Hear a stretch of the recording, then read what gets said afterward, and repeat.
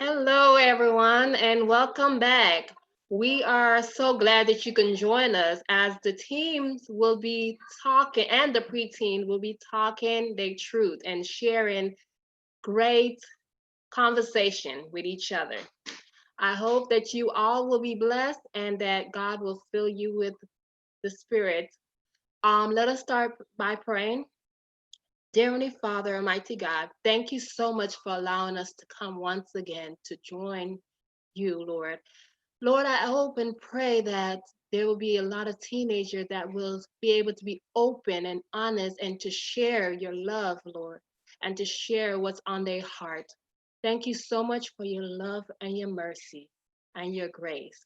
In Jesus' precious name, amen. So, so basically, we are here because we want the teenagers to be open. We want them to be able to share what's on their heart. And we're going to do different like scenarios, and they will be able to express their feelings and what they think about that scenario. So God is God is going to help us to realize the importance of these teenagers and how we can help them. But before we even get started, disclaimer is that we are not professional, we are not licensed, but we are given advice as a Christian association. So we are not licensed therapists. So if you need a licensed therapist, you can seek. At the end, we will have numbers for you to call and actually get the licensed therapist to come to you. So thank you so much for joining us, and we're going to go right into our program. Our first thing will be a PowerPoint presentation by Javon Hines.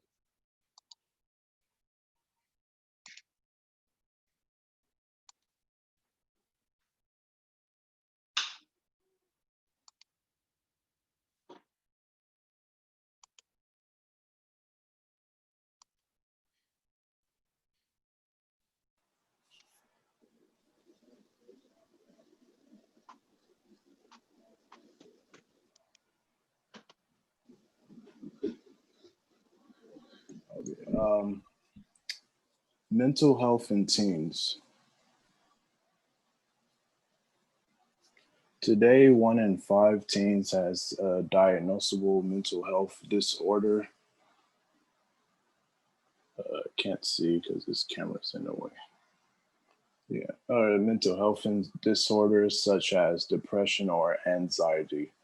And these teen mental health disorders are on the rise. In fact, experts say that mental health disorders in teens are at an all time high. In addition to depression and anxiety, teenage mental health issues include trauma, borderline personality disorder, and I don't know how to say that word. Furthermore, teenage behavior disorders such as substance abuse and eating disorders are also classified as psychological disorder in teens. Identifying teenage mental illness symptoms can be difficult. That's because most teens are moody and emotional during this time and have dramatic physical and mental changes. However, mental illness in teens involves behavioral and mood changes that are far more extreme than average. Depression. One of the most common mental disorders among young adults in the United States is depression. According to a new report, di- diagnosed of major depression has risen by 33% since 2013, and adolescent mental health statistics show that this rate is rising even faster among millennials, up by 47%. Furthermore, the rates of major depression in adolescents has increased by 47% for boys and 65% for girls. A major depressive episode is a period of at least 2 weeks of low mood that is present in most situations. Symptoms include low self-esteem, loss of interest in normal, enjoyable activities, and problems with sleep, energy, and concentration. Teens with major depression find it difficult or impossible to do normal activities such as working, studying, sleeping, and eating. Furthermore, those have had one episode of major depressive disorder are at high risk of having another. Teen anxiety. It's not always easy to tell when typical teen stress comes over into anxiety in teenagers. However, teens with an anxiety disorder experience partial high levels of anxiety. Moreover, these feelings get worse over time rather than improving on their own. Additionally, teens with anxiety disorders struggle with feelings of tension and fear that can interfere with daily activities at work, at school. Furthermore, like other teens' mental disorders, teen anxiety affects adolescents' relationships with peers and family members. Generalized anxiety disorder, or GAD, is most common teen anxiety disorder. This type of anxiety in teenagers involves excessive anxiety or worry over everyday events. Borderline personality disorder. Teens with borderline personality disorder lack a stable sense of self. Thus, teens with borderline personality disorder don't know how to process emotions. Hence, without a firm identity, people with borderline personality disorder has extreme emotional instability. Moreover, borderline personality disorder often first appears in teenagers and young adults, and teens with borderline personality disorder are unable to connect with others. Consequently, they become isolated and depressed and desperate. Lacking a clear sense of self, they feel chaotic and anxious. Therefore, encounters and scenarios that should be relatively easy to manage become difficult. Uh, Substance use disorder. The list of teen mental disorders includes substance use disorder. That's because teens use drugs and alcohol to self medicate depression, anxiety, trauma, low self esteem, and other underlying conditions. Substance use becomes an unhealthy and dangerous coping mechanism for symptoms of teen mental disorders, and prolonged use can progress into addiction. Scientists have found that the following factors increase the likelihood of substance use disorder: genetic predisposition, environmental acceptance of heavy drug use, and peer pressure. This is a website that I use kind of. It's if you want to go see more mental health issues in teen, I guess you can screenshot it or go to that link. Yeah. All right. Thank you so much, Javon. And now we're going to Alina.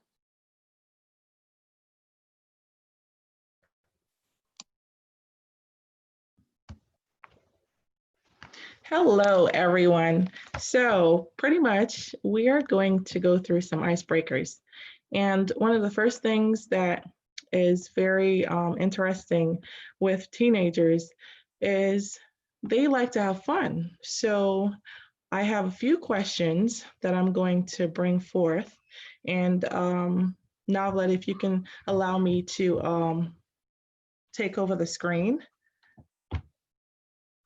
so that I can share some pictures with you.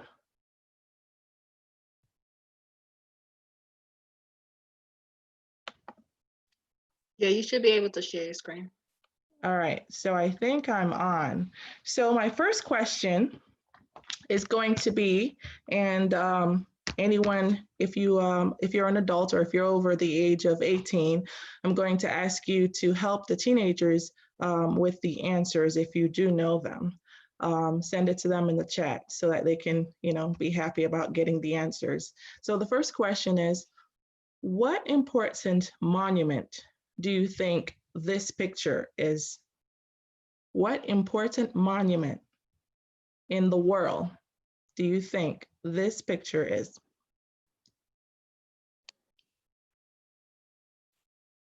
We're not able to see your screen. They're not seeing my screen? No. Okay, let's see what's going on.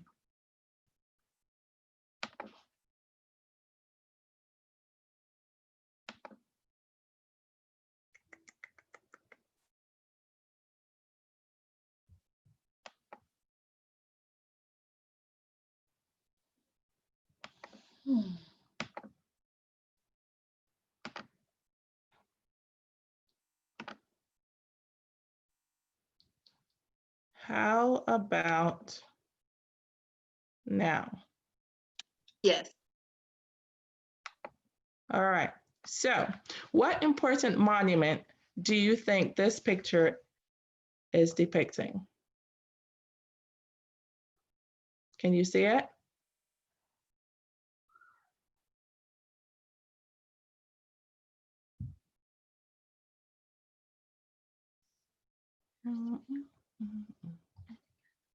Anybody?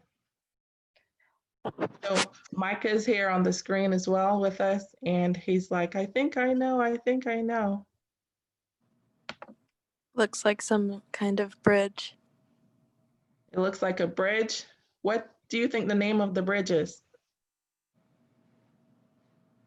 It's supposed to trick your mind, so you have to think outside the box. Think bigger than a bridge. Think big, huge. London Bridge. Micah said he thinks he knows what it is. Okay, Micah, go ahead, tell us. Speak. I think it's a Ferris wheel. He thinks it's a Ferris wheel, but I don't think it's a Ferris wheel. It's actually a building. Well, not a building, but a structure. All right, so nobody's getting that answer. It is the Eiffel Tower. That is the Eiffel Tower. So my next question is, as a teenager, preteens, or a child, if you win $20 and then your mom gives you $20, how much money will you have left at the end of the day?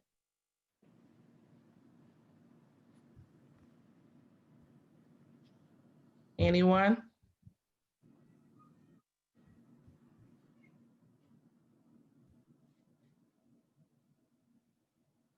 All right, so the answer for that one is you won't have any money left because your parents usually borrow money from you. All right, we're moving on to the next question, and that one is going to be a body part. See if you can tell what body part this is. Wow.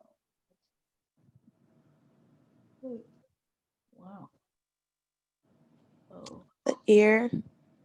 The ear. That is the ear. And here is one more question. Well, I have a few, and I don't want to take up all the time. So I'm going to ask one more question about name the author of the last book of the Bible, which is Revelation. Who wrote it? I think John. Right? John. John wrote the author. John is the author of Revelation. Beautiful. Now, do I have more time, Novlet, or? Yes, you do. Okay, so I have a few more questions. I would like you to take a look at this picture right here and tell me how many windows does this house have? How many windows you think it has? 11. Someone said 11. You're almost there. Oh, 12. 12. There are 12 windows because all those big areas that you see on the picture, those are also windows. So that kind of teases your mind because you're thinking maybe it's a door, maybe it's not a window, but go look up that picture. You'll be able to find it. You could screenshot it now if you like, and it's a beautiful house. It's shaped so the structure is really, really different. All right, so we have another question. When Jesus returned in the sky, I think I just gave you guys the answer. When Jesus returned, will there be a rapture? No. Yes. No, there won't be a rapture. Jesus will come in the clouds. Micah said yes, but I think most people think they're going to be raptured up and caught up somehow by, I'm not even sure how, but in Mark 13 and 26, it tells us that Jesus will be coming on the clouds. And 1 Thessalonians 4 and 16 explains that there will be shouting and it will be a loud trumpet and there are going to be lots and lots of angels and Jesus is going to come back. So I have one more picture here for you. What kind of tree do you think this is? Palm tree. You can't just shout out the answer. Micah said he thinks it's a palm tree. Anyone else?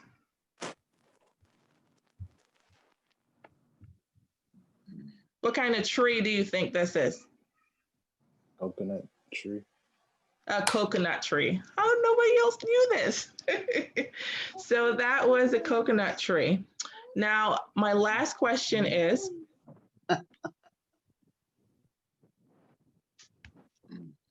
I'm trying to let in someone, I'm sorry. My last question is, what was God's persona when he created heaven and earth? The heavens and the earth. I'm sorry? I thought I heard the answer. Anyone knows what was God's persona when he created the heavens and the earth? His image. Image. An image. That sounds interesting. Anyone else? Form. Micah said form.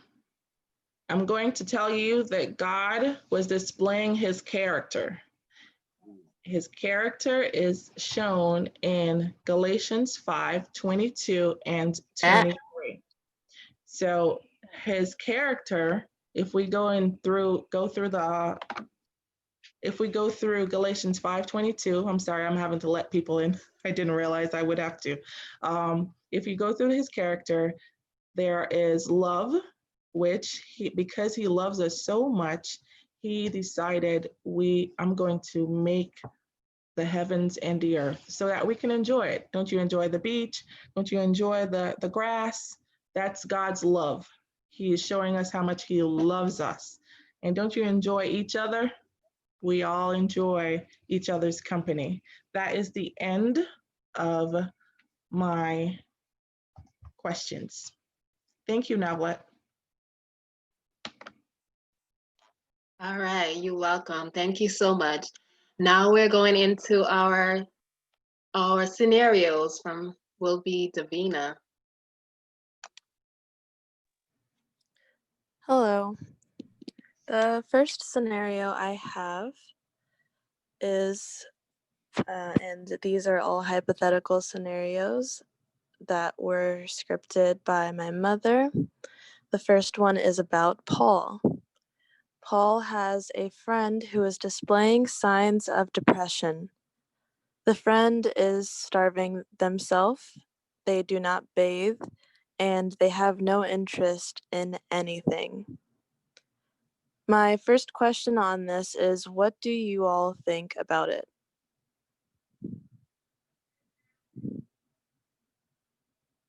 And how do you think God can help? You can list scriptures or give your opinion.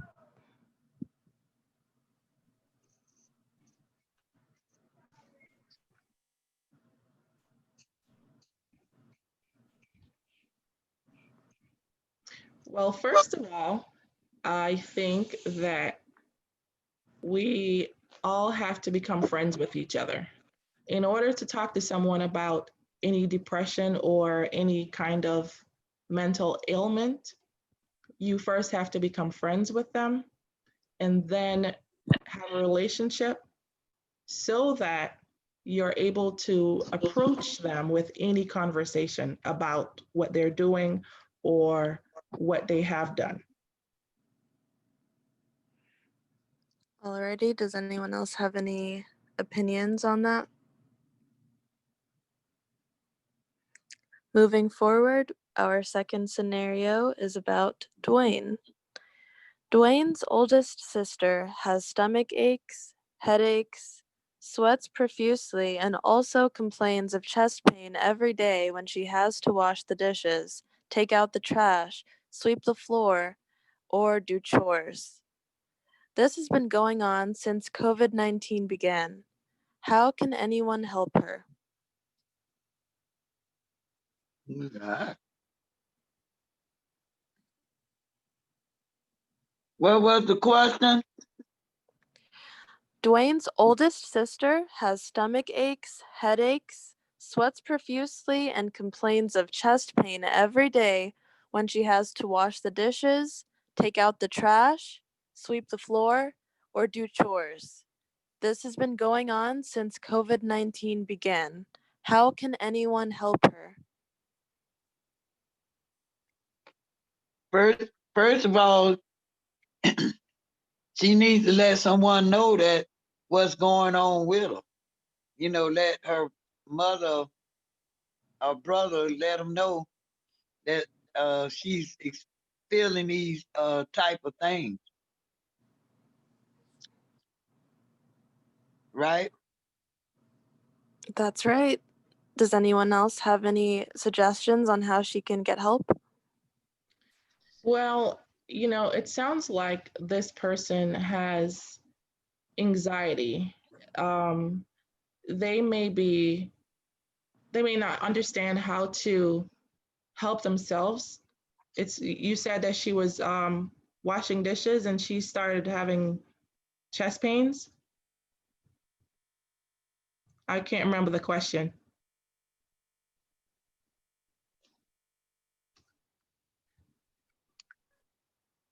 Yeah, she had. Okay, so she started washing dishes and she had chest pains. So I'm just going to go from a story from myself.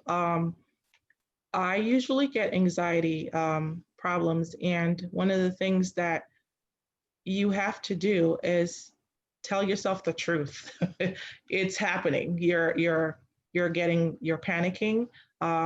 It's possible that you can first stop whatever you're doing, or talk to yourself and say, you know what, it's okay. And you can pray, talk to God. Lord, I need your help in this situation. You said anything we ask you for, that you will give it to us. So I'm asking at this time that you help me with this situation. I really need help. Send an angel, send Gabriel, send somebody right now because I need help. And so one of the things that teenagers don't do, like they're here and they're not answering any of the questions, they don't like to talk about things that's happening to them.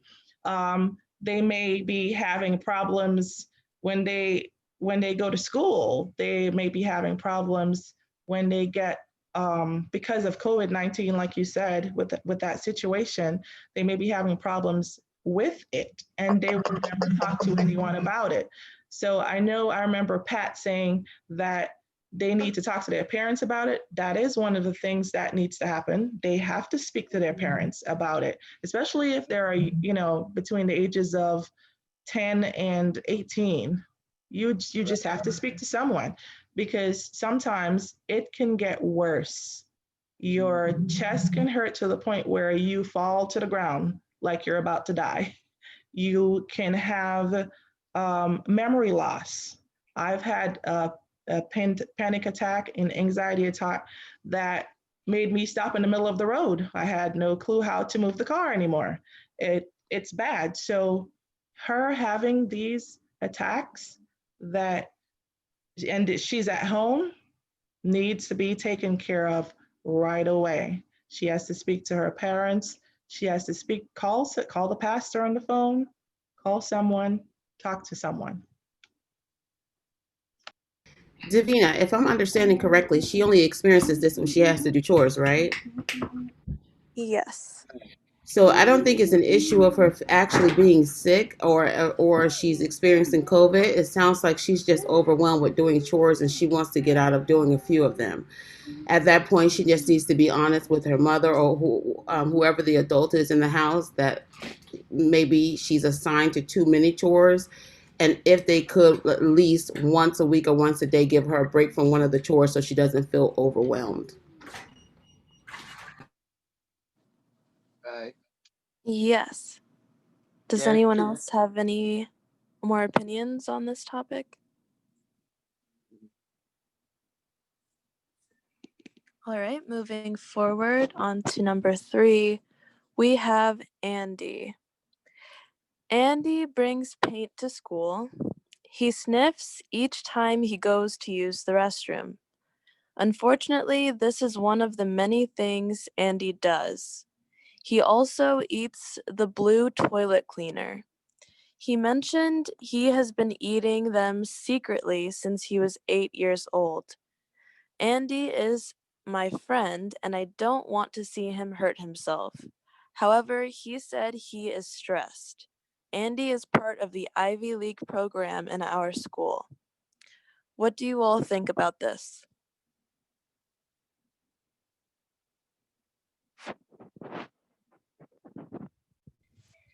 Hello.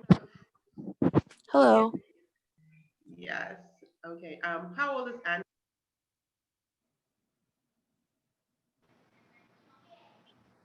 Your mic cut out? Okay. How old is Andy now? I believe he's in middle to high school. Okay. Okay. And he's been doing this since he was 8. Definitely, that would be a cause for concern, and Andy would have to get special help for that situation, because obviously he has a emotional or psychological issue he's dealing with, and then he's compounding it by that physical act, and that physical act can actually harm him. So speaking to someone at school in terms of the guidance counselor or therapist would be something that as a friend you would have to suggest and make sure that he does, because the thing is, when someone is doing something that is going to affect their health and hurt them, hurt them in such a way like what he's doing, you have to be a good friend, enough to be able to tell someone so that they can get help, because it could cause lasting damage and effect, and you don't want him to hurt himself. So you definitely have to report it, let him know, and even if he has to go with you to a caring adult or to the counselor, to let someone know so that he can receive professional help. Yes, I agree. Does anyone else have any more suggestions or opinions to help Andy?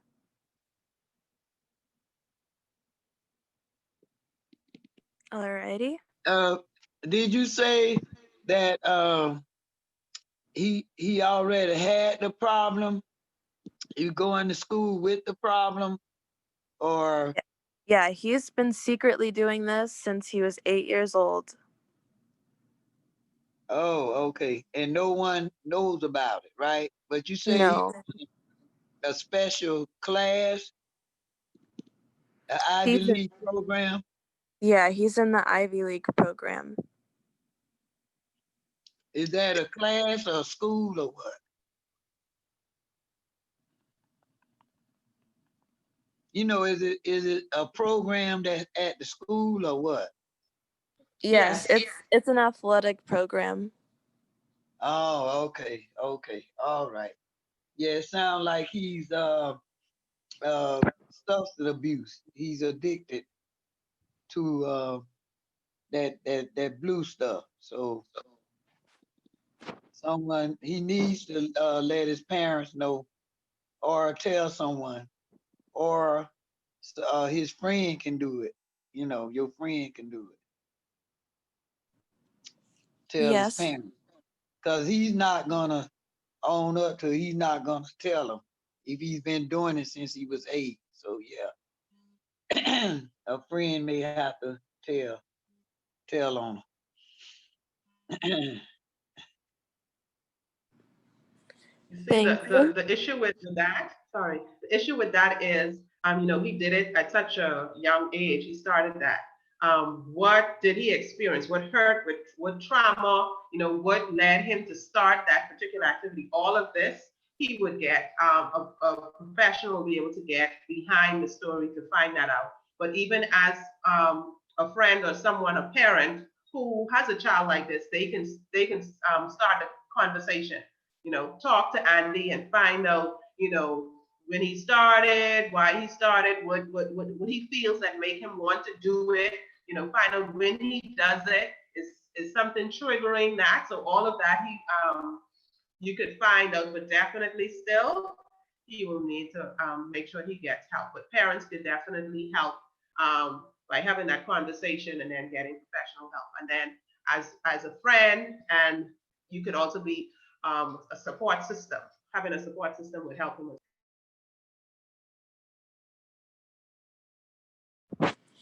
Yes, thank you.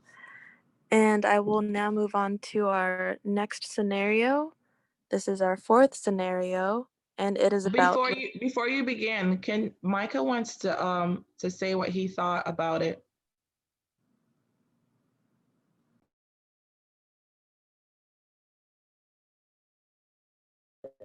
Can you hear him? No.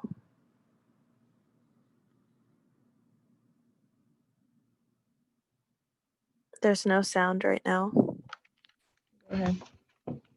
He has to join with his computer audio. I don't think he joined in. Go ahead.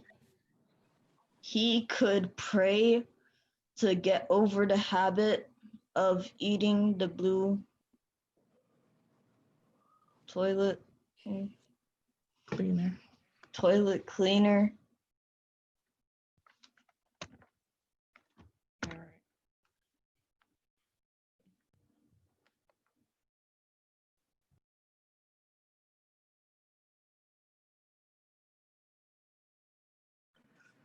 All right. Alrighty, thank you. And moving on to our fourth scenario, we have Marie. Marie wears long pants and long-sleeved blouse every day since middle school began. It is the first day of high school, and she is still dressing the same way.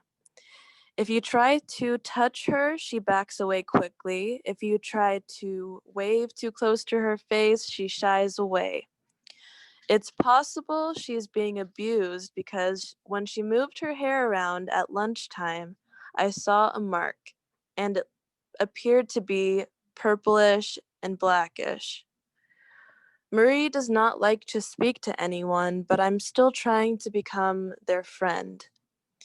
Now that COVID-19 has begun, what can she do?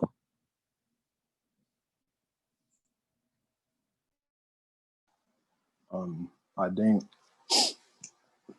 you can I don't know if Marie or whatever her name was would be willing to message her or something like that. I guess you can try and message her and talk to her, get her to try and open up.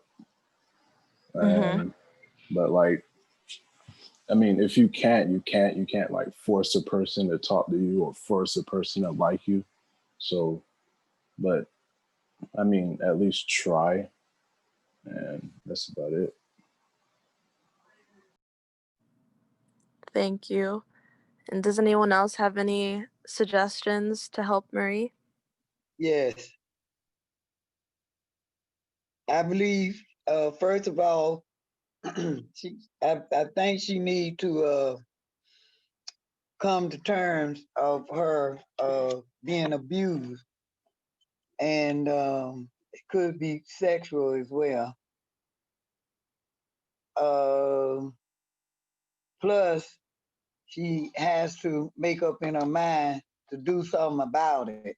You know, she's probably so full of fear and anger or whatever, you know, and if she doesn't be able to admit, you know, that she's been that she's being abused. Yeah, so I believe she would have to be on her own one. She's probably crying, but it's inside within her, and she needs to, you know, to someone, but she has to want to do.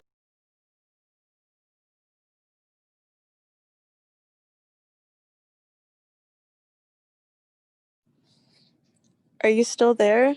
Sounds like your mic is breaking up slightly.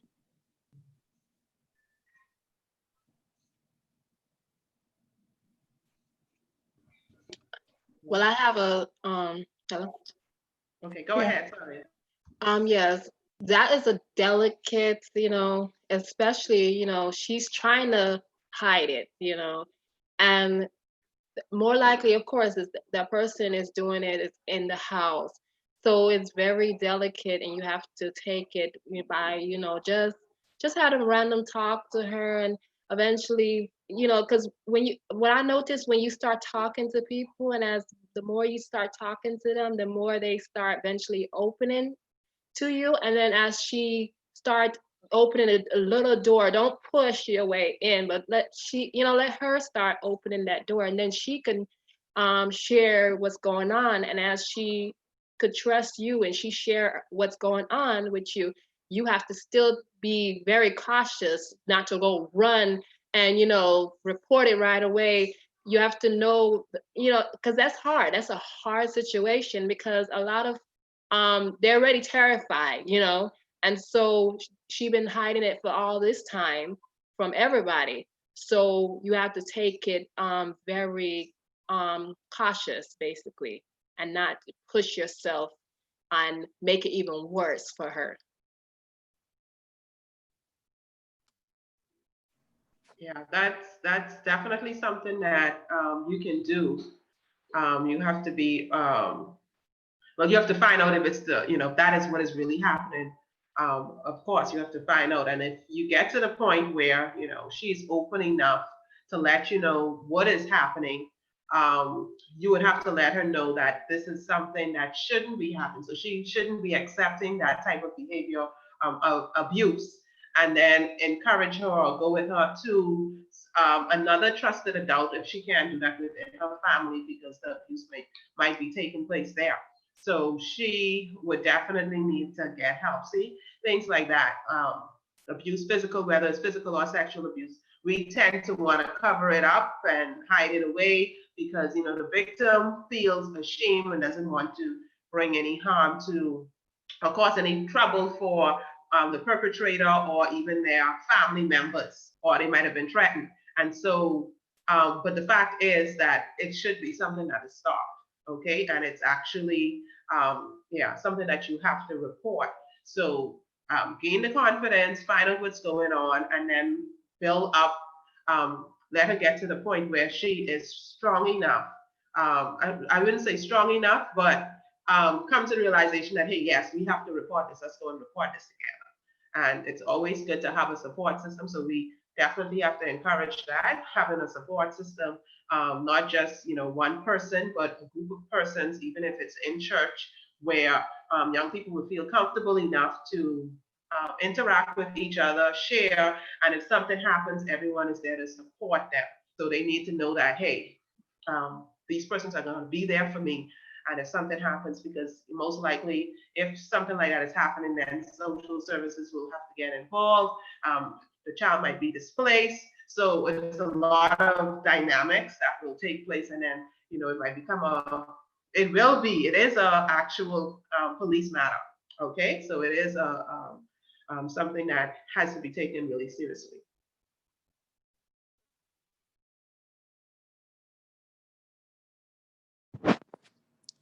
Thank you. And do we have any more suggestions or opinions on this scenario? Well, pretty much to piggyback on what everyone was saying, this child, obviously, the situation is actually a very tedious one. The child is definitely going to have to turn over the information to the authorities who can help her. The problem with that is sometimes as teenagers, we want to keep everything a secret and we don't want to tell anyone. And we don't have people who we can speak to. If we told our uncle, maybe the uncle will be the one who does something else. If we tell our aunt, the aunt may be, so we're not sure who to speak to. And then I've heard people say, I got a spanking for telling that I was being abused. And so they may not know who to tell. And then if you tell a pastor, the pastor might be best friends with your parents. And the pastor may go back and say something to them. It's a very strange situation. And sometimes these are the same children or students who end up doing things they shouldn't. And so if I was in school as a teenager and I saw that there was a student who has this problem, I would definitely try to I would make it my business to become their friend, just so that we can handle the situation in the best way. If my parents are normal, maybe I shouldn't say normal, but are people who she can speak to, I would probably bring her to my house and have her speak to my mom and let her, if she's comfortable anyway, and let the situation go from there. Because some people you don't know who to speak to. Other people will take advantage of that situation. I have a quick question. Being that we are in the age of COVID and we are in a lockdown, if this situation were happening right now, how would you direct a team to get help in the midst of this lockdown?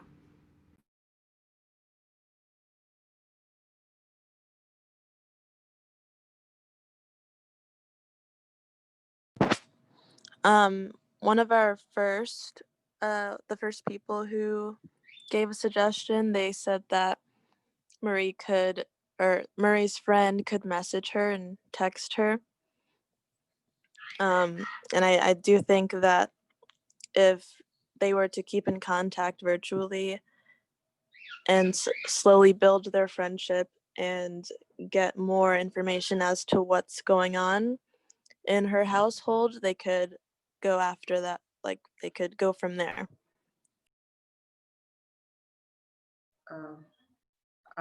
There is y'all have the Department of Child Services, right? We do. Mhm. Yes. That would be an outlet, those 1-800 numbers. There's a 1-800-96 abuse hotline that the child could make use, the person who's being abused can make a report to get help. You're asking how would they get help? That is available 24 hours a day. 7 days a week. There's a counselor there, so there'll be someone to talk to get help. Yes, Naomi has it there in chat. Okay, and then you can also do it online. Report abuse .dcf.state.florida.usa/. So that's something that they can do online as well. Okay. Yeah, so there are places to help. I know with COVID-19, it is a little difficult, more difficult. And then with COVID, more contact with, the child is having more contact with the abuser because everyone is locked in and, locked down. So that makes it even a more terrifying experience. But, help is there. Even if you get a message out to your friend who would contact another parent who's a trusted adult. And the reality is, like you said, is this Brown? I didn't get the first name properly. Yes, Brown, is that you could go and report it, and then the person you reported to take advantage of. Okay, so going with a friend to another trusted adult or two, don't do it one-on-one. Okay, you don't want to do it one-on-one. If you're going with your friend, that can kind of help so that you will know and be aware of what's going on, and don't just leave that person to go by themselves to go and report, because that person, could potentially be. It's not all the time, but just to be on the safe side and to protect, you want to make sure that you do it together, and more than one adult present, so that no one adult would take advantage. You have more than one adult, that would kind of be more safer, and it'll be more safer. So the abuse hotline is available to make that contact, and then of course online you can do that as well. The reports are handled professionally, so the persons can get help, and I would encourage the young people, do not be afraid. Yes, it's scary, but you don't want to stay in an abusive situation, okay? Because it will affect you later. You need to be bold enough to stand up for yourself, no matter, it might have happened for years, okay? But whenever you get that boldness and just stand up for yourself, that's the point where you'll feel that liberation. Yes, things may happen. Your family might be split up because of it. People might have some negative things to say, or someone who you think should have would have believed you didn't, but still have the courage to stand up for yourself and stand up against the abuse. And no, it's not going to happen anymore. It's not going to happen. You need to stop. I'm going to report this. Leave me alone, or else, and have it stop.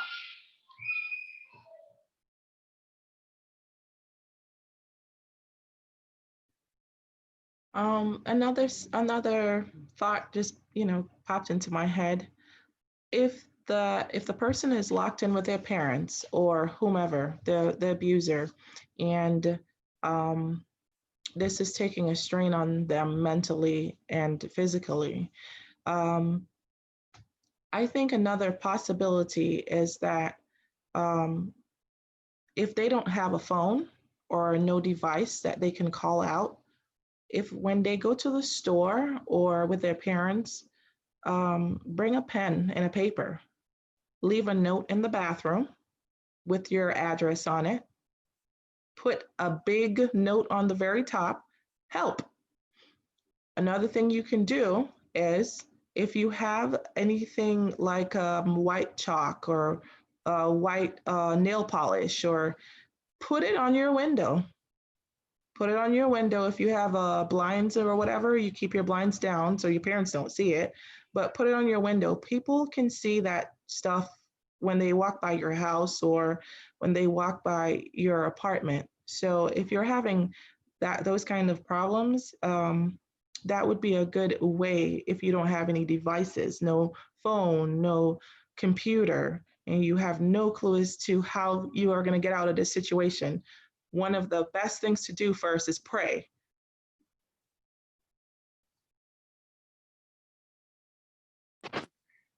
Alrighty, thank you. And moving on to our next scenario, we have Carla. Carla eats everything. She claims she is a human garbage can because of how much food she can consume. But I noticed she does not put on any weight. She claims her metabolism to be very fast. However, I went to the restroom and stumbled on her intentionally regurgitating her food. She said it was for cleansing. What do you think about it? How can God help?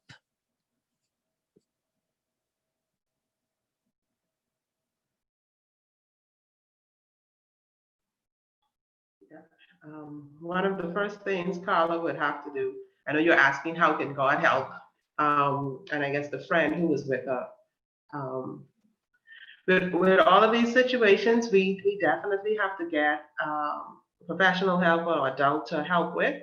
But even before that, or even along with that, the friend could have her talk, and then she has to come to the point where she actually admits that she has a problem. Okay, she'll actually have to admit that she has a problem, which she might not do outside of getting professional help. But she has to admit that she has a problem, and she could definitely pray. The friend could pray for her. Definitely God can help because he can do miraculous, amazing things. Okay, so she could help if she realized that, hey, I have a problem, and not just thinking, oh yes, I'm cleansing and it's all right, but she most likely is bulimic. So that is something. So the friend could research that, look it up and let her know all of the negative effects, and then obviously something is caused. That is, it's not just the physical act of doing that. She obviously has an emotional problem that needs to be dealt with. So there are treatment centers for things like that. But of course now we're in COVID, and she's facing this reality. But definitely God can help. She can pray about it, but she needs to come to the point where she admits that she has this problem, and probably they can do some kind of contract where she promises not to do this. She'll eat, maybe her smaller portions, but don't practice the regurgitating her food. Okay, so that could be a step in the right direction.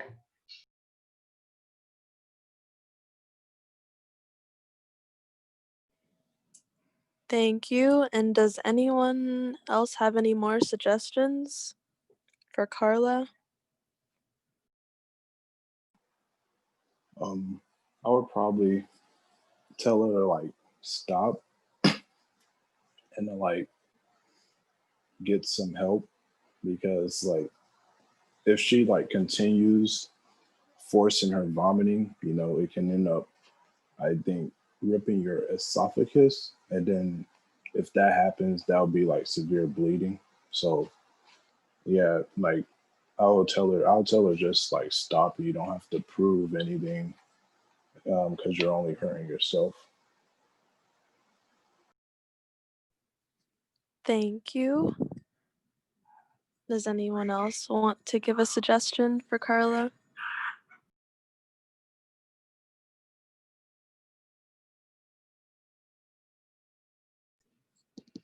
Alrighty, moving Micah, on. I'm sorry, Micah has something to say again.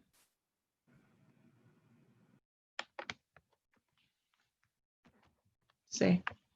I think she can at least lower her food eating and go on a diet, because if she keeps on eating constantly, she would either get a heart attack or have trouble breathing.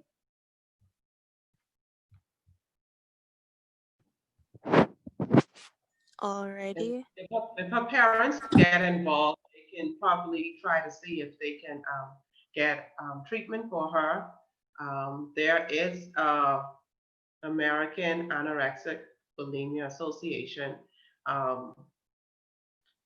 that she could their parents, or because an adult would get involved, could possibly take her to, so that she could get help, and I think it was Michael who said with the nutrition program and stuff like that. Yes. So that is aabainc.org. That's an online.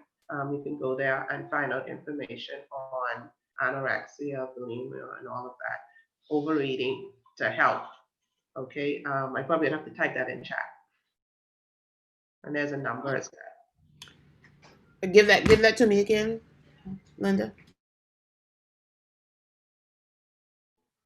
Yeah, so the online, it's http://www.aabainc.org. Okay, so that's, and then the number on that would be 212-575-6200. Okay, so I'll put that in the chat. And so parents could get involved.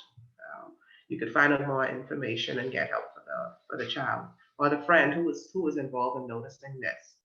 Okay, if you have access to technology to be able to, research information, but the reason behind it is the most important thing, because you don't want a child to move from, or a teen to move from one. Let's say she stops with the vomiting and then take up something else, maybe go into substance abuse or hurting herself in another way. Okay, so she has to confront the issue, whatever it is, the problem that she is facing, so that she doesn't harm herself in any other way.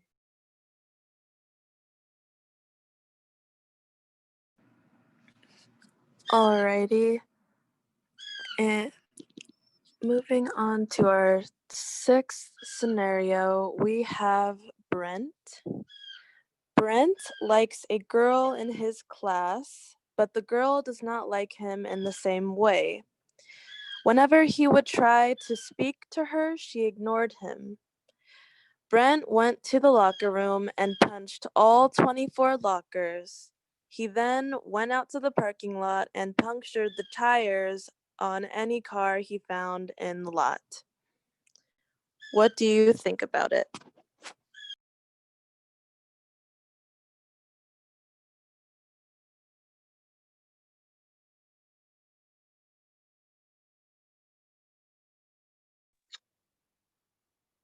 Well, hello. It's kind of hard to say because it seems like he I don't know, he may be he's not shy because he approached the young lady, but it seems like he have like he can't get if he doesn't get his way, look like he just throw tantrum. If it happened like that when he was a little child, but now he's a teenager, so he can't act like a baby.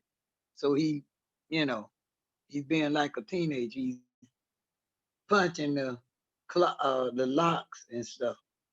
So it seems like he wanna, he wanna have his way. That's what it seemed like to me.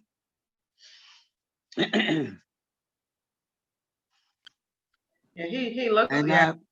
Okay, sorry. He also I mean, you didn't say anything about a friend being there. Notice him being like that.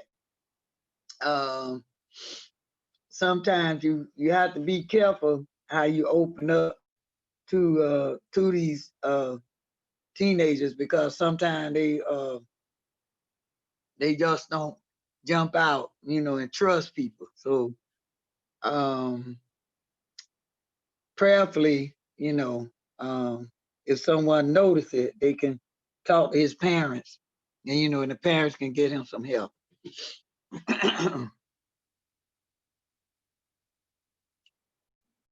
Yes, if you gain his trust, definitely, you definitely have to find out. Obviously, it's something that is causing that, and teach him how to cope with his anger. Okay, so reduce those outbursts. He might have to go, count down from, they say count sheep or count whatever, and so he have to do that mentally to kind of stop him from reacting so negatively, and then he'll have to be taught how to react even if he is angry instead of with those outbursts. Breathing, he can do breathing techniques, he can use the counting, counting up or counting down to backwards, reverse, to get him to calm down. But definitely he has to learn the that coping skills. And if it's something at home, if he was, I think he was in school when it happened. So um, schools have, teachers, guidance counselors, persons that could see these type of things, or people he can talk to who are supposed to be trusted adults to get the help that he needs.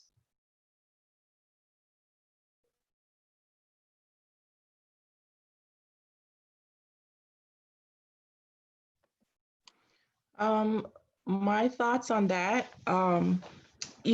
some people, they don't understand how to calm down when there's a situation, and they use their anger to pretty much speak for them.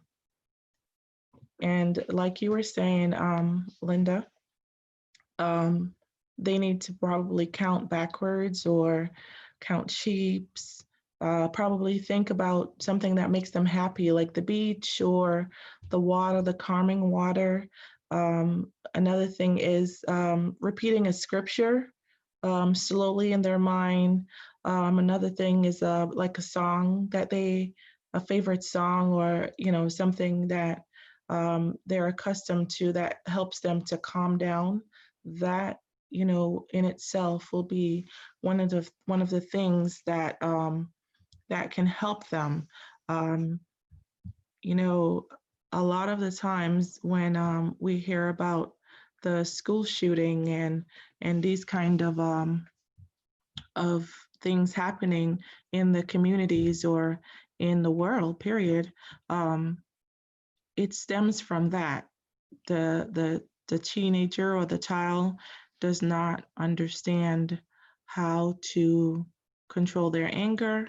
Some of them, they probably didn't get professional help, and they wanted to see how they can better help themselves and not really report it to anyone, whether their parents or anything. And so they ball it all up and they hold it in, and one day it just there's an explosion. And these explosions, we definitely, when we see them in our schools, when we see them in our churches, when we see them in our society, we have to stop the child and speak to them. In my neighborhood, there are a few teenagers, and maybe not even that, they might be about 9 or 10. They are very, angry. And when I see them behaving in that manner just outside, I stop them and I say to them, listen, it's okay to calm down. You don't have to raise your voice. You don't have to punch that child. And, things like that, you have to stop them, because sometimes no one has ever really spoken to them. Even as adults, when we see it happening, we don't just say, oh, those kids are bad, or those kids, they can't do any better. They can do better. So the best thing for us to do is to, especially as Christian, I think it's our duty to approach them sometimes. And in a situation like that, you definitely, because can you imagine seeing him walking through a parking lot with a knife, slashing tires? Are you serious? So this kind of behavior, you would definitely, have to say something to the child. Yes. Okay. Go ahead. Go ahead, Navla. I was gonna say Davina might have left for a second. So Okay. I might have to read the other question. But go ahead. Oh, yes. I remember when I was a teenager, and I remember I was in middle school, and I had a boyfriend at the time, but we broke up. And the girl who ended up dating him, she wanted to fight me over him, and I'm like, what are you? So I'm trying to go on my bus, and she's telling me that she wants to fight, right? So I was like, I don't have to. I was like, I don't have time for that. I'm gonna go on the bus. And I remember another incident when I got into high school. Some girl, she kept on just throwing like M&Ms at me because she was mad because the boy didn't like her. He liked it me, and she liked it him. And so that just reminded me, like, some people are so, and I'm like, why are you attacking me? And I clearly don't like him, but and I guess because she just felt that aggravation, just because it's like, I want him, I like him, and why is it that you is the one that he liking?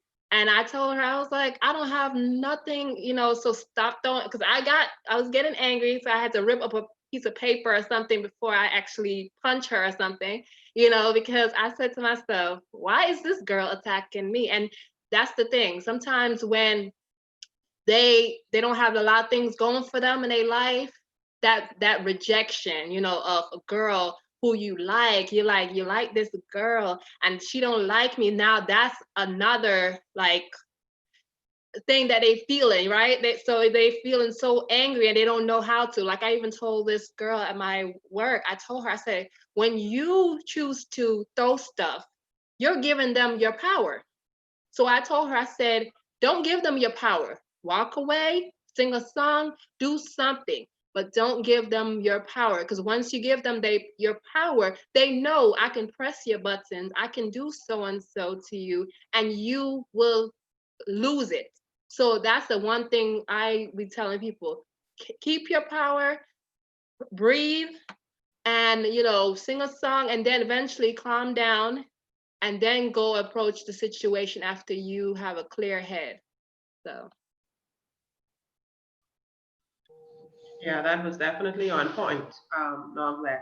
And another thing is with these young people or the child that we notice slashing the tire or behaving aggressively, some of it is just learned behavior where they see an adult that you know who in their family, and that is how they respond to situations. They don't communicate, they don't know how to express themselves, and so the only way they know how to express themselves is to do something violent, like. So we have to come to the point where we are giving our young people, they need more opportunities to speak, express themselves, say what's on their mind, express their feelings, their thoughts, and be in a safe place to do so. Because sometimes it's the environment that conditions them that, to be that way.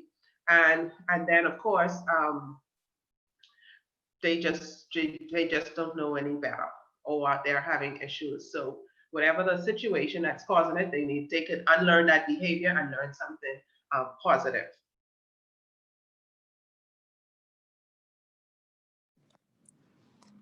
Alrighty, thank you. And do we have anyone else who would like to give a suggestion or share their personal experience as well?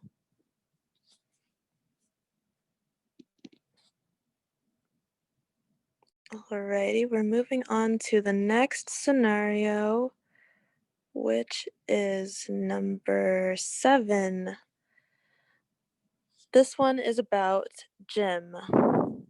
Long-standing anxiety. Jim has a summer job to house sit for 6 of his neighbors while they travel the world. Jim has to make sure he cleans the pool and turns on the lights each night. He has persistent and long-standing worries that he did not lock all the doors and that someone may break in and he will lose the jobs and not get paid. These worries keep him up all night, all summer long. He gets butterflies in his stomach, his heart pounds profusely. He also gets very hot and sweaty like he's been to the gym. Jim is only 11. What do you think about it? Why does he have this job? Yeah, if I was Jim, I really would have quit that job. That's just too much pressure. That's too much pressure. And Yes. it's affecting him where he can't sleep and he's anxious over that. Yeah, that is definitely too much. And so maybe stop doing it for a week or so and see if the anxiety and all of that still continues. Then he could know for sure whether it's just the fact that he doesn't want anything to happen or it's something else that this anxiety is stemming from. So if it's just because of this house thing, then of course I would say either if you can't control it, stop doing it and find something else to do that'll give you more peace. And when you stop and you notice that anxiety, if the anxiety still continues, then that means something else is causing it, and he needs to do something to address that problem. I see that a lot of preteen, especially even 11, a lot of them have a big responsibilities, like things that's so much, and they feel like they have to take on those responsibility, or if they have to be the man, because there's some of them, they just, oh, I'm the man, and they're just 11 and 12, and you're like, really? But it just shows that they want to help their family, they want to be there, but that's not their burdens to take on. And a lot of them, they don't know that because maybe they don't have a father in the house. So it's like, okay, I need to help my mom. You have some of them who's like go-getters. Like as soon as they know they have to go and do something, they'll go to the store, they will go wash their own clothes, and they take on truly too much of what grown-ups should be doing. You know what I mean? So right then you will like definitely you know, like even as a mom, if you start seeing that's happening to your son, you need to kind of reevaluate and say, you know what, let's kind of, stop doing this and stuff like that, because you don't want your kid to actually, lose his life over something like this, especially where he don't have to actually work. He's choosing to, and he wants to help the family. So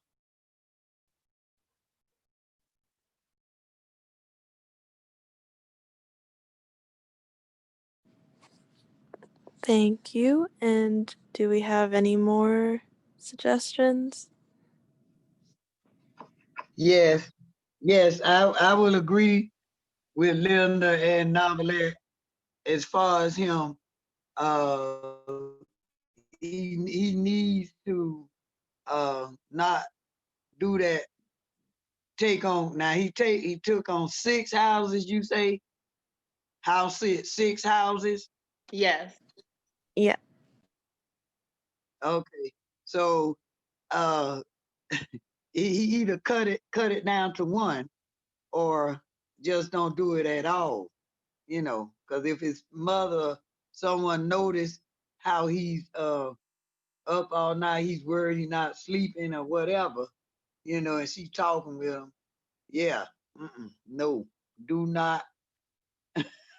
either do one house, or just don't do it at all, because 11 years old, that's kind of dangerous anyway, unless they left him instructions if something happened to call the police or whatever. But 11 years old, that's too much responsibility.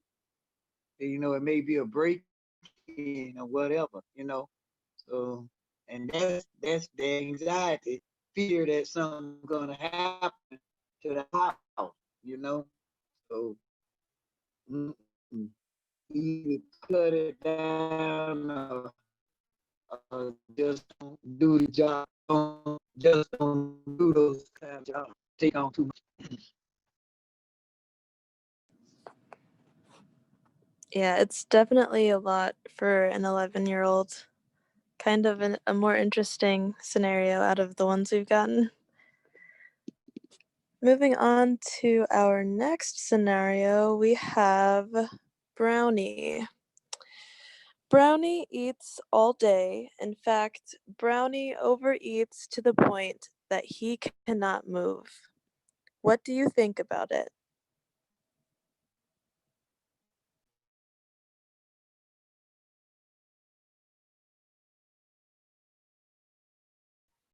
How old is Brownie? You said 11? Repeat that again. There isn't an age for Brownie. Okay. Okay, so I guess if Brownie is a teenager, wow. Yeah, Brownie would have to definitely take that, is someone helping Brownie?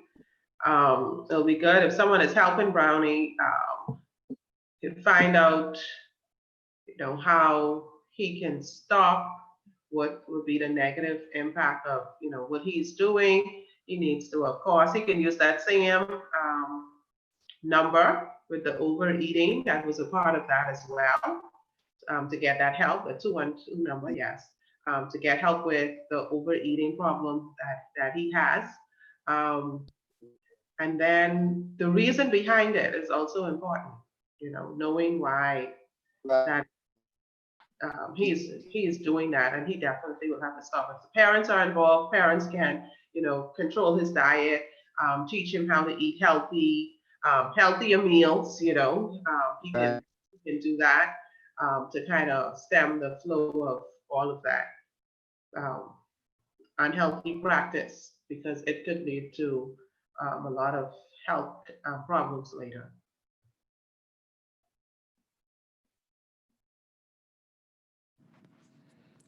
Thank you. And does anyone else have any suggestions to help Brownie? Well, I was going to say sometimes children, they start out early when it comes to overeating. When the child is at the age of toddler age, 1, 2, 3, sometimes for them to stop crying or for them to behave or sit down, we put food in their hand. And it can be the wrong food because they probably aren't hungry, but we try to figure out, oh, what can I give them? So we find candy, we find chips, we find a burger or a soda. And so that habit continues throughout their life. It's a learned habit. You're giving them all this food to eat every time they are maybe crying, maybe they're upset, maybe they just want attention. Sit down with the child and read a book.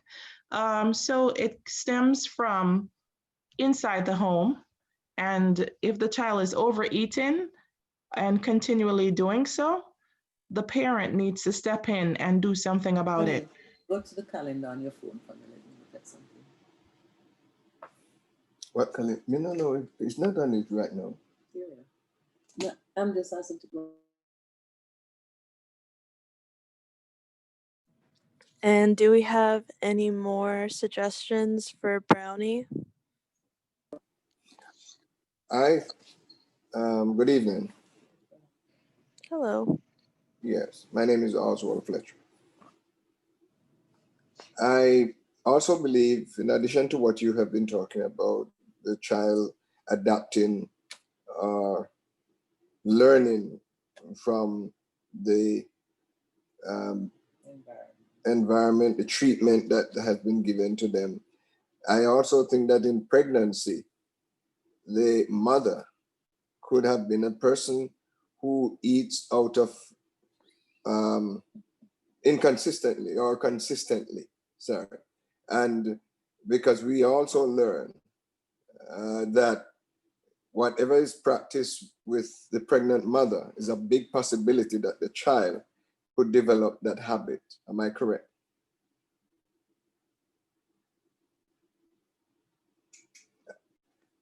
So in addition to what you mentioned there, that a child could be given something to eat just to keep quiet, or to sit down because you are tired. So so mothers need to be careful in their treatment. For example, a child go to the store with their mother or parent, and the child picked up something, and the mother said no, or the parent said no, you cannot get it. I'm not going to buy that today. And the child throw it away and lie down on the store floor and start crying.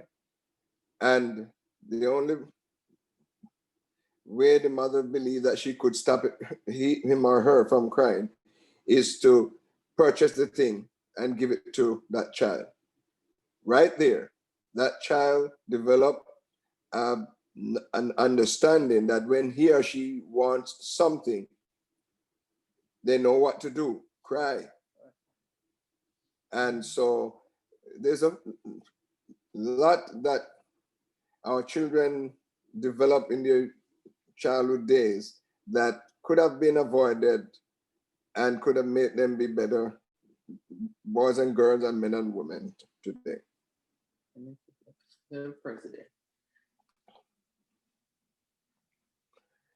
Thank you for hearing. Thank you.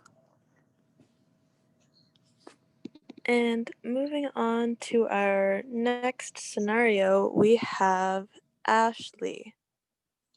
Ashley lashes out each time she is asked to do something by her parents, her teachers, or her pastor. What do you think about it, and how can God help?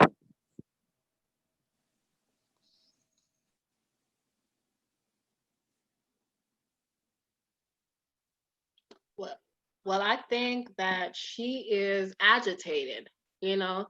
Maybe she have a lot on her plate and she don't know how to deal with or express her feelings, because you know a lot of times when teenagers have a lot on their plate and you're asking them to do this and you ask them to do that and you ask them, they get overwhelmed, and instead of like coming to you and say, well, I'm overwhelmed, I need you to kind of, they don't know how to put their words together in a way, so they lash out and you're thinking like, oh, they're being rude. But if you actually sit down and listen to them, it's not that they're trying to be rude, it's just that their words are not being formed yet completely. So they just kind of aggravated. So what you would do is you will talk to them, you encourage them, you will sit down and, you know, have a decent conversation. You will, you know, like the Bible verse say, be slow to speak and quick to listen. And, you know, because a lot of times we're so fast to get angry, and the verse say to be slow to be angry, you know, because you need to listen to what they're saying. They might be overwhelmed by whatever you asking, and maybe they need you not to be, you know, keep on bothering them with every situation in life, you know, because they're going through their own issues as teenager and trying to figure out life and things. So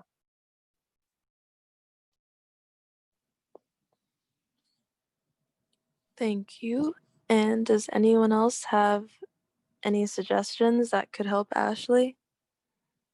Yeah, that's definitely true what you said, neglect. And then the reason behind it.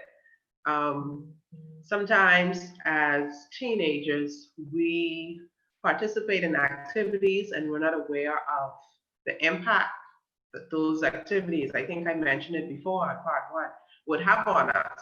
So for example, like even with the little boy who was, you know, really aggressive, and then the one who was cutting the tires, just the type of video games you're playing, the type of movies you're watching, all of that impacts you, believe it or not. Okay, so you're so engrossed in this movie and you're taking this all in, and then when you have to go and respond to something and without thinking, you know, it's just like saying a bad word. You hear it and you hear it enough, or you see it, and then automatic, and it becomes an automatic response. So sometimes that could be something that's happening too. So kind of following Ashley for a day and, you know, seeing what she's doing, what she's participating in, could give an idea of, you know, maybe where she's getting this from, or, you know, things are bothering her. Whoever is her friend, the communication, just talking, just being able to have someone to talk to and someone who would listen and someone who you know that you can trust. Just for teenagers, just having that makes a big difference.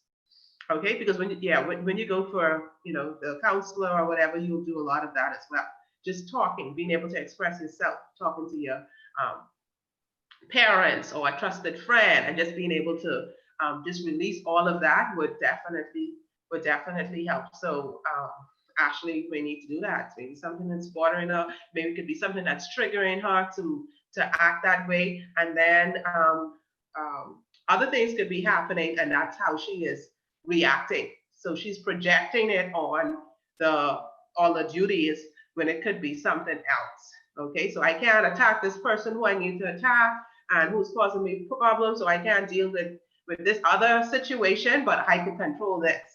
And that's what most of what is happening is just being able to control something with the bulimic and with the overeating and whatever it is. Sometimes it's just, oh, I can control this, when it's still affecting your health or affecting you mentally, just affecting you negatively. So young people just being able to talk and having that support group, friends, trusted persons that you're able to talk, it will go a long way. And their parents and church members just providing that kind of environment for them would make most of these issues, they'll arise, but then they wouldn't have to go into adulthood, where you see these teens and children going into adulthood with all of these problems. Sometimes too, a child could be having a mental problem, but the parents, even if it is identified by somebody else, and they even share what the unusual behavior from that child, the parents sometimes would see it as hyper, or the child is just this stage of the child, and refuse to accept that there's a possibility that the child could be going through some mental disability. And because of that, they leave it and did not do anything about it. And the child moved from adolescent into teenager, into young adulthood, and it is sometimes when they reach that stage that the whole mental issues now become more evident. And so we need, as parents, we need to be able to educate ourselves that we do not take things for granted. And the same way we have done, we are scared when we see our children not walking the time when they should be walking, or talking when they should be talking, or putting in teeth when they should be putting in teeth. And we are concerned and ready to go to the doctor. Why are we afraid of going to someone who is able to tell us about the mental issues that a child could be having? Why are we so afraid of that? Just like how a mental person do not understand that if a person is diagnosed for being a diabetic or being hypertension, then they know for sure that they will have to continue to take those medications unless something dramatic happen or miraculous happen. And so it is, we find out that mental problem who are introduced with mental medication, they are ashamed to take the medication when the diabetic person is not ashamed. But as I often said to people, it is no different. It is just a matter of illness, right? And so just the diabetic person is not afraid to take the medication. The mental person should not be afraid. All medication have some side effect or something or the other. So we don't need to be afraid. So we need to face up with the fact that mental problem exists, and it exists with children so as it is existing with adults.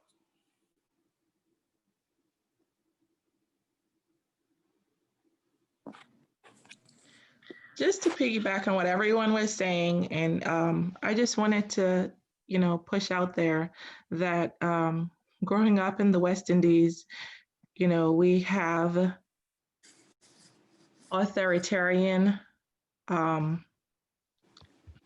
parents who they pretty much want us to do what they say and that's it.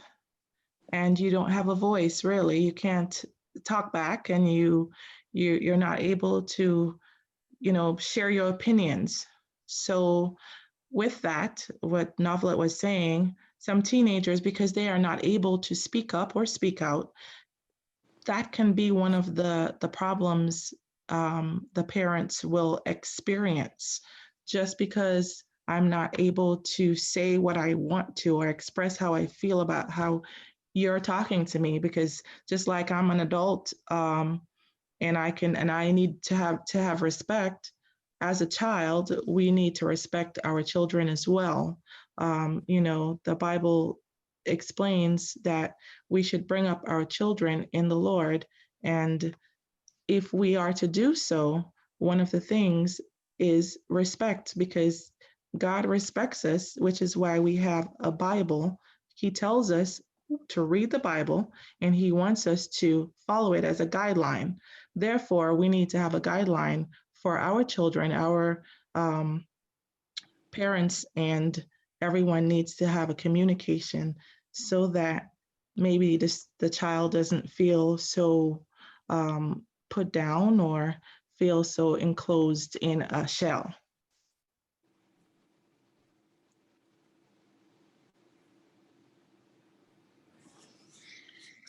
Thank you. I have a question. So this mostly the parents. So when when a parent is raising their children, is it expected for the parent to allow the child to speak? Yeah, you should.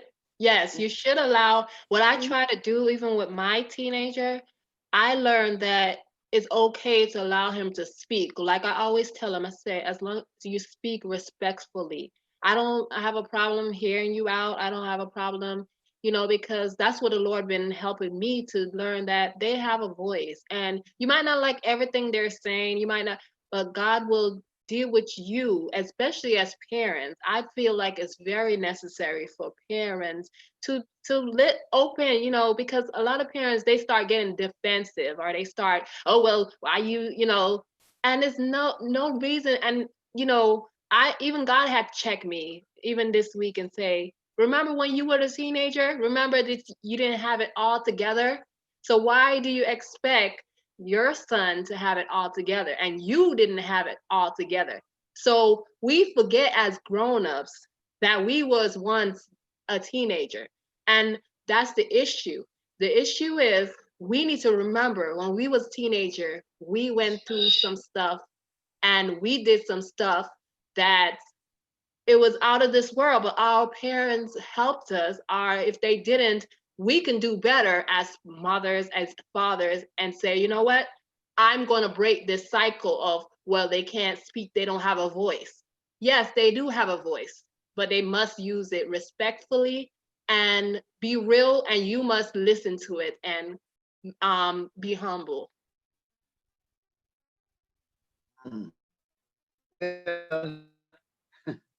When I was growing up, if we spoke out of line, we got a jab slap. So and that helped us to stay in our place, Now some people, some people think that and we used to think that was, what it is or what it was.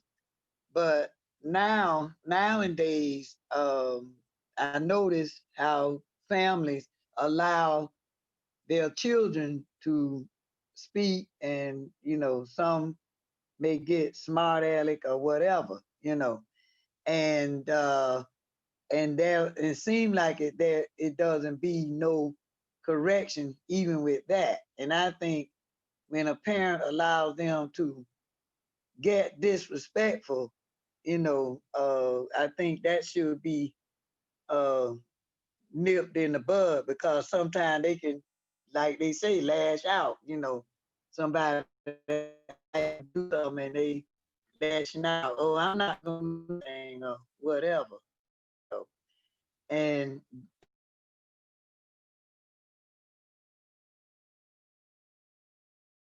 It's also the way you speak to your kids too, because sometimes my little one would say, well, you're screaming at me, so I'm screaming, and he don't mind telling me I'm trying to get through. he don't mind telling me that, oh, well, you're raising your voice, so I feel like I should raise mine too. So, and that's why we must, as parents, be the example, what we want to see. Because if we want to see respectful kids, you must be respectful. You cannot expect kids to be respectful if you're disrespectful. That's not, oh, well, I'm a grown up and you're a child, so I can be rude, or I can say bad words and you can't. But we're about to do our last scenario, and then we're gonna close out. Yes, our last scenario is about Lena. My little sister, Lena, is 11 years old, and she stays in her room almost all day and all night, and never comes out. There is no television or computer in the room, not even a phone, but she said she likes it in there. I think since COVID-19 began, she's been acting this way.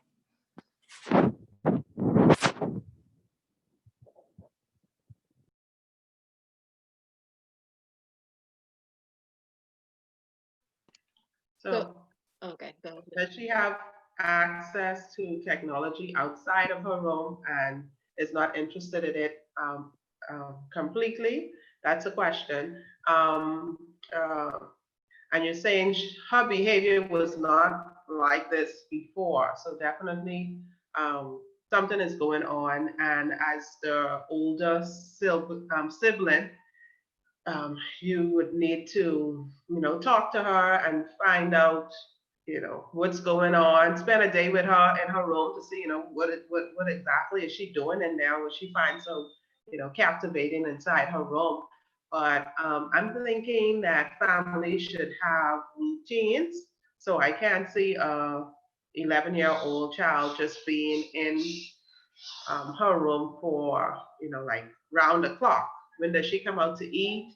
Um, is dinner time a scheduled time at home? Do you have breakfast together?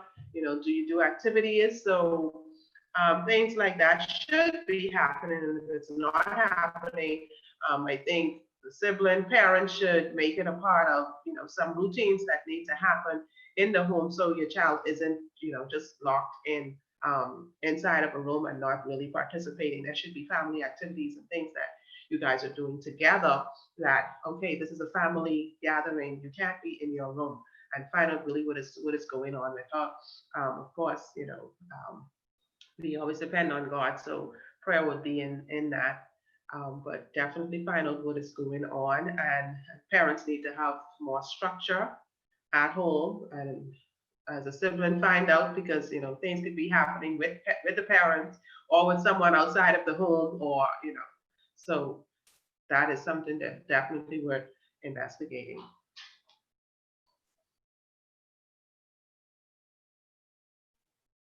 And in terms of what the sibling can do, she can do activities, find ways to play with her inside, outside of her room, invite her to, go outside for, half an hour, every day, and you find fun activities to do with her as an older sibling.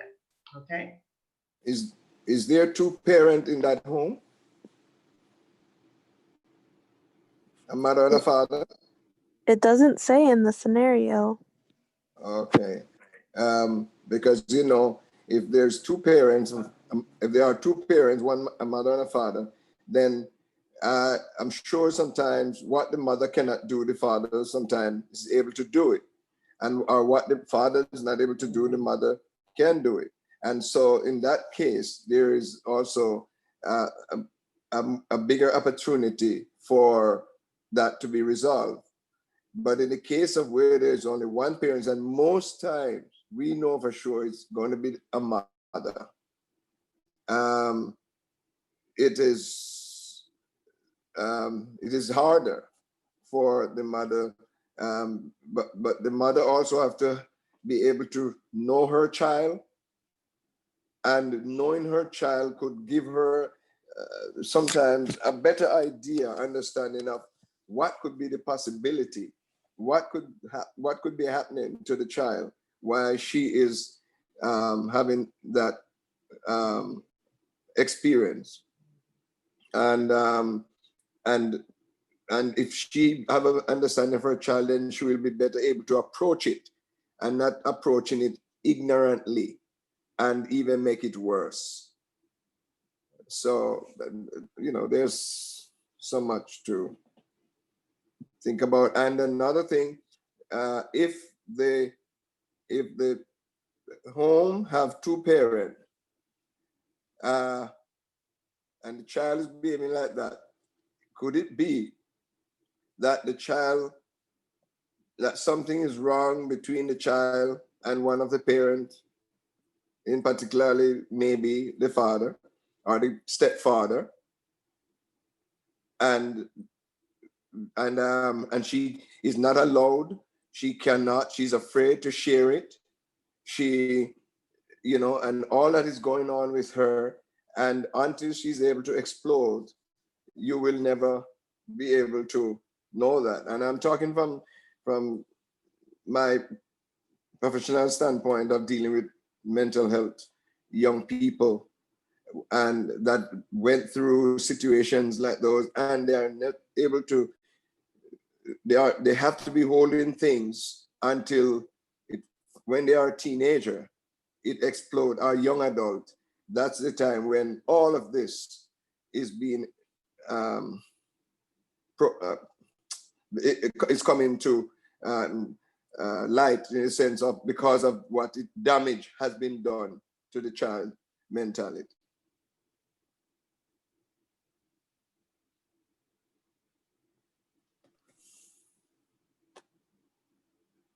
All right. Thank you so much. This was a true blessing from God. Our intent is to get, because I see, a lot of teenagers are overwhelmed. And I think this went well, even though they didn't really speak, I think they was listening, and they going to even try some of these things, because at the end of the day, we are here for our young people. We want them to know that we are here for them. We're going to, even if they can't talk to their mom, find somebody who they can trust, a trusty adult who they can, a pastor, whoever it is, to help them, a counselor. So I have some information to share, and then we're going to wrap up and close.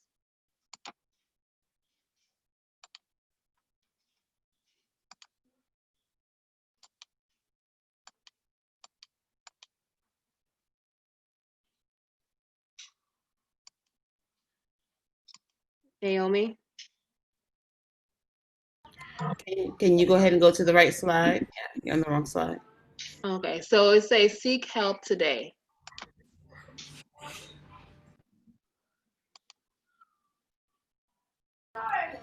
Here are some phone numbers and names of some organizations that you can call if talking to someone inside of the home is not an option and you live here in the Tampa Bay area. One of the first places that you can call is the Christian Counseling Center, and their phone number is 727-821-1664.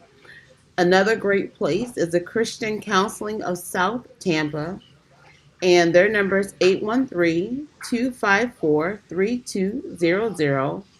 And last but not least, try giving a call to the Living Sanctuary Center, and their phone number is 941-920-5511. Again, if you don't have a friend, a close confidant, or someone in the home that you can talk to, please take an opportunity to call one of these places to get some Christian counseling and assistance for what you're going through, and don't suffer in silence. All right, thank you so much, Naomi. So your mental state matter. So like we say, call around, seek for the best counselor for you, be real with them, and be open to the tools you will be given. So as we're about to close, I hope this was a blessing to all. We're gonna pray now. Dear Heavenly Father, thank you so much for your love and kindness, Lord. Thank you for allowing us to come together to talk about mental health and even the different scenarios. Please let this be a blessing to the teenager and let them see that we're here for them in case they need someone to talk to or they need to talk to a counselor, Lord, that we have those information for them, Lord, because it's so important to share and to not keep it all inside, because that is destruction that is waiting to happen. So thank you so much for this wonderful AYM program. Continue being with us and cover us for this week as we going into a difficult week, but with you, we can do all things, Lord. Thank you so much. In Jesus' precious name, amen. All right. Thank you all for joining us. And thank you, YouTubers. Please subscribe and make sure that you tune in for next week as we will all come. And this time we will talk to the young adults because they're now transitioned from teenagers into young adults. So we need to encourage them also. So we're going to have some real deep conversation with them, of course, and even some testimonies and how some of them overcome. All right. So bye for now. God bless you guys. Have a great evening. Bye. Cut off